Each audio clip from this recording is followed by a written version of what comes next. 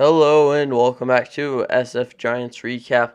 And in today's video, I'm going to be going over my Hall of Fame ballot. And so I worked really hard in this video, so if you could hit the like and subscribe button, that'd be awesome.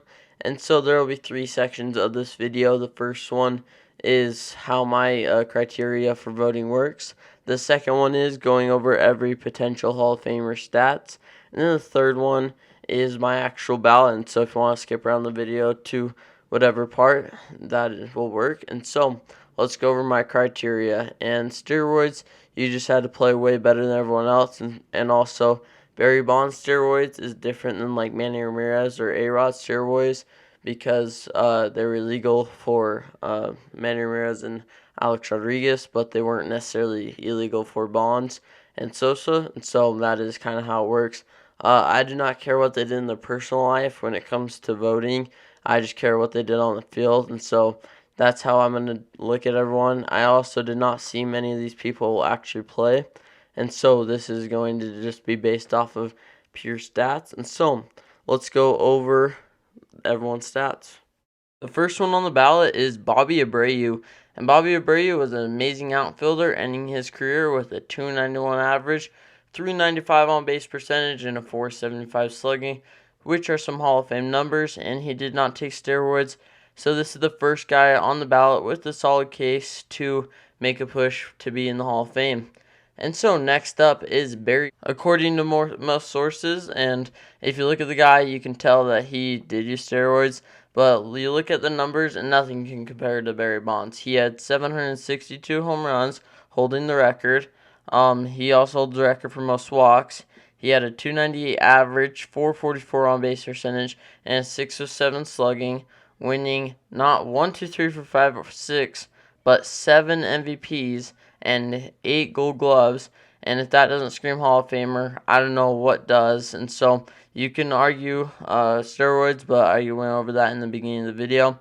And so Barry Bonds is a Hall of Famer in my eyes. And so the next guy we're going to go over is Mark Buehrle, who was a great pitcher during his time, but his ERA is nothing special at 3.81, but pitched a ton of innings and stayed healthy through most of his career and recorded 1,870 strikeouts and was a solid pitcher all around, just maybe not the most out there pitcher and dominant pitcher, but was very consistent and could stay out there every fifth day, and so that is Mark Buehrle. The next guy on the ballot is Roger Clemens, and this is also a steroid user, but it relates a lot to Barry Bonds since he was so good that it didn't even matter. He ended his career with a 3.12 ERA.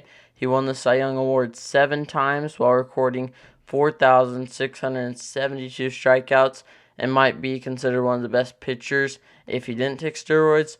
And so he was just a dominant pitcher throughout his time, just dominating opponents with his fastball and his amazing control. And so, in my opinion, he is a Hall of Famer, but he did take steroids. And so the next person on the ballot is Crawford, who was in the game for 15 years with a 290 average, a 330 on base percentage. With those numbers, I don't really think he's in the Hall of Fame, but there is a reason he is on the ballot because he's a very good player, just like the rest of the others. But Crawford, nothing special. And so we'll go on to the next guy. Prince Fielder was a beast at the plate, but his career was cut short to injuries, only playing in 12 years, and in those 3 of those years, he's playing in less than 100 games. But in his time, he posted a 281 average with 319 homers and a 382 on base percentage, slugging 506. He was a 6-time All-Star, a 3-time Silver Slugger, but it'd be difficult for him to make it in the Hall of Fame just because of his injuries and his lack of playing time compared to all the other Hall of Famers. He was amazing throughout his prime, just cut short, unfortunately, to injuries, and so that is the case with Prince Fielder. And now we'll go on to Todd Helton. And Todd Helton is in the serious talk of a Hall of Famer, and his numbers can back that up. I also do not care about the Coors effect. He batted .316, he had 369 homers, and had a .539 slugging. And with those numbers, I think he does deserve some votes. His defense is also very solid, winning him 3 Gold Glove awards. And we'll go over if he would get my vote in the end of the video. And now on to Ryan Howard. Ryan Howard doesn't have very impressive stats, with a 258 average, 343 on base, and 1,194 RBIs. The one thing that he does have on his side is power. A 515 slugging backs that up with 382 home runs. His name really doesn't stick out on the ballot that much, but he does deserve some consideration. And so that is Ryan Howard. And so the next one is Tim Hudson. And the thing with Tim Hudson is he has 3.49 ERA with 2,080 strikeouts. And he never won a Cy Young, and he never had any major awards except for being a 4-time All-Star. So that I think will make it hard for me to vote for him. But he was a very great pitcher and was pretty clutch in some of the tight games that he pitched in, and was a solid starter throughout his career. But is he a Hall of Famer in my eyes? We'll see at the end of the video. And so now on to Torrey Hunter. Torrey Hunter was a great outfielder for many teams during his time in the show. He had 277 average, 353 homers, and a 461 slugging percentage. He did play for 19 years, which helps his case, and it'd be hard for him to get in because of how hard his class is, because this whole ballot is pretty difficult. But Torrey Hunter is a great outfielder and deserves recognition. Andrew Jones should be on a lot of people's ballots because of these numbers. He had 434 homers, 823 on OPS, and yeah, he won 10 Gold Gloves while appearing in 5 All-Star games. Has a Silver Slugger award. He finished in top 15 in MVP voting 4 times, so he should be really taken into consideration. Super great player throughout his career, and was a very good power hitter. 434 homers, well, that proves it right there. Now we have one of the best power hitting second basemen ever, and that is Jeff Kent, who ended his career with 377 home runs, a slugging percentage of 500, and an 855 OPS. He has an MVP award along with winning 4 Silver Slugger awards, playing for 17 years, and him and Andrew Jones are very similar and both very good. And I think those two really compare and both have a ton of power behind their swing, and so that is Jeff Kent. The next player is a player I grew up watching, and I watched him dominate the league for a short amount of time, and this is Tim Lincecum. He ended his career with a 3.74 ERA and dominated in the postseason with a 2.4 ERA in the postseason. He only played in the show for 10 years, and the last 2 years of his career he only appeared in 24 games combined. He did win 2 Cy Young Awards and won 3 World Series, but because he played so little compared to the rest, it's hard to see him in the Hall of Fame. But because he did dominate, he does have a chance, but it's very slim, and so we'll see if he'll get into the Hall of Fame. Justin Marneau is the next player on the ballot, who was a first baseman playing from the years 2003 to 2016, who had a 348 on-base percentage and 828 OPS, and who won the MVP in 2006, and along with hitting 247 home runs during the career.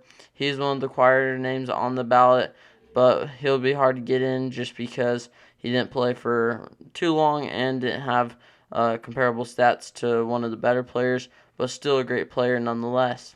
The next player is Joe Nathan. He ended his career with an ERA of 2.87 and had a 976 strikeouts. So he's very good at limiting runs, but didn't have the nastiest stuff because he was a pitch-to-hit guy during his career.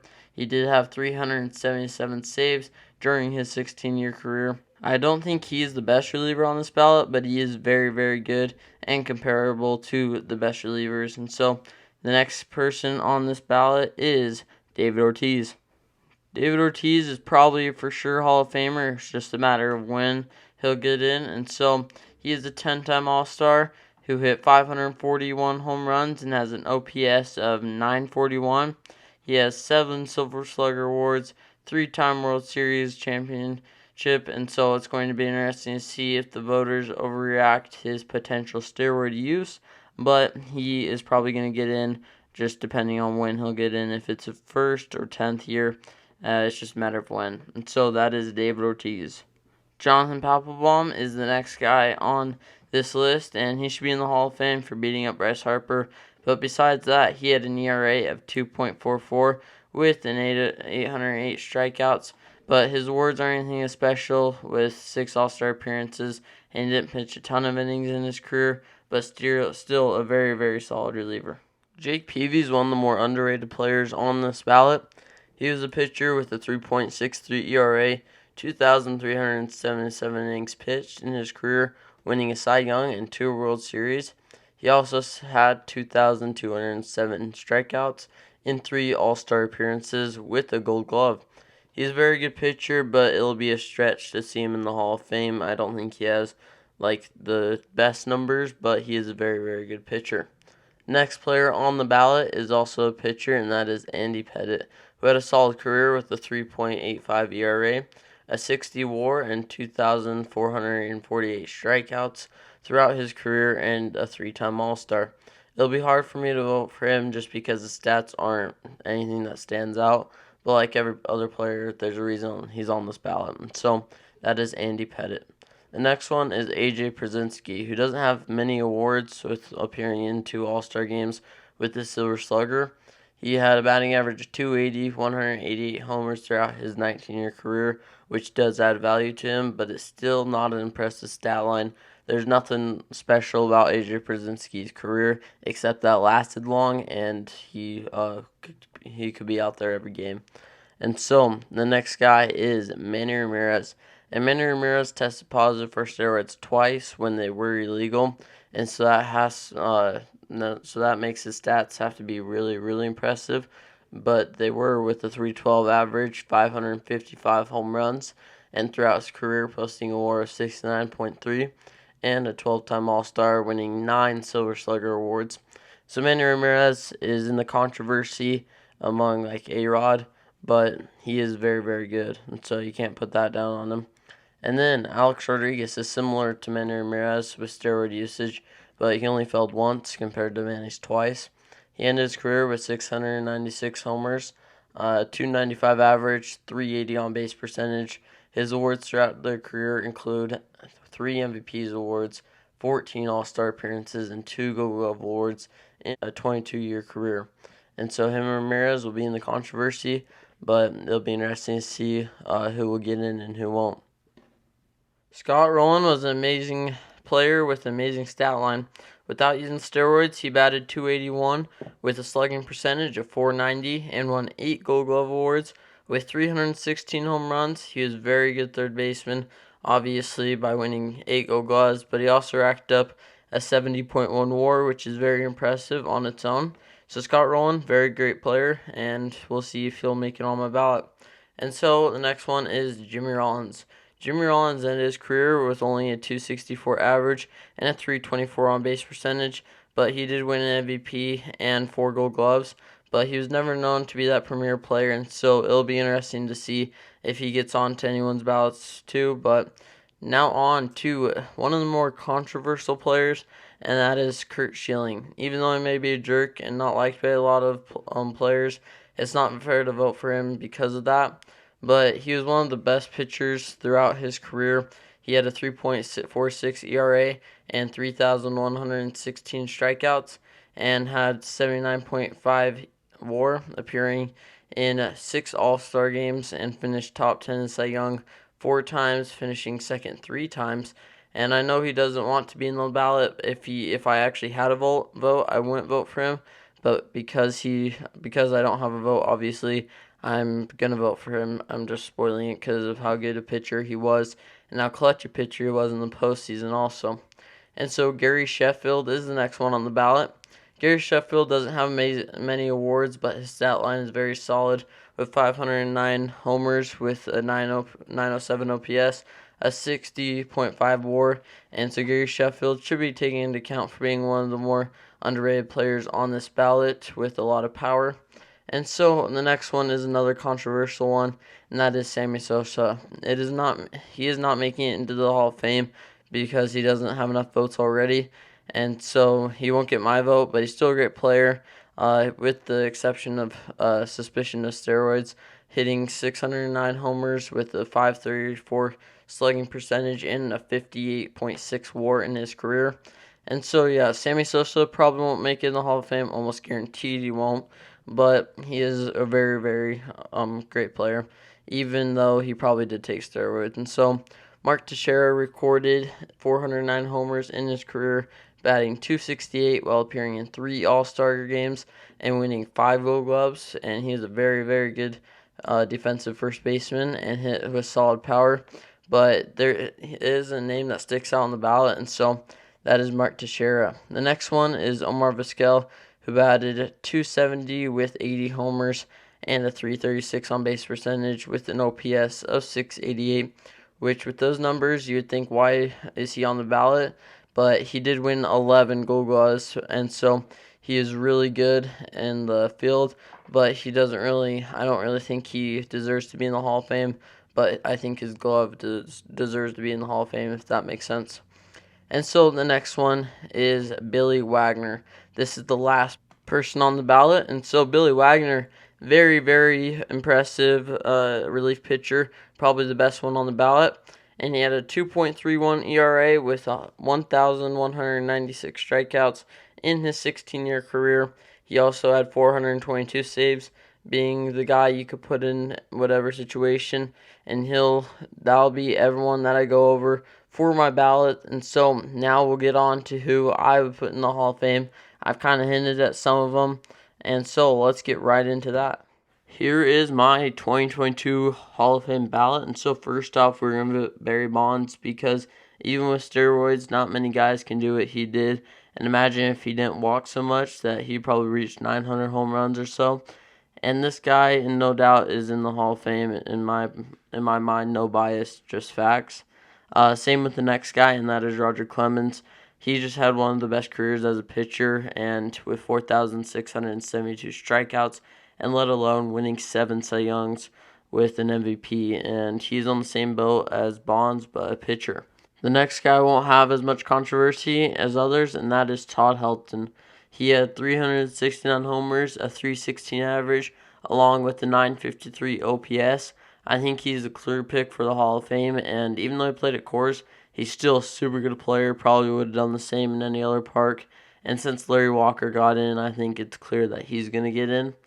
Andrew Jones is my next pick for the Hall of Fame. I think he is very deserving after having a great career, hitting 434 homers, an .823 OPS, and having 10 Gold Gloves. So that is why I'd vote for Andrew Jones. David Ortiz, like I already said, is going to be in the Hall of Fame. It's just a matter of when.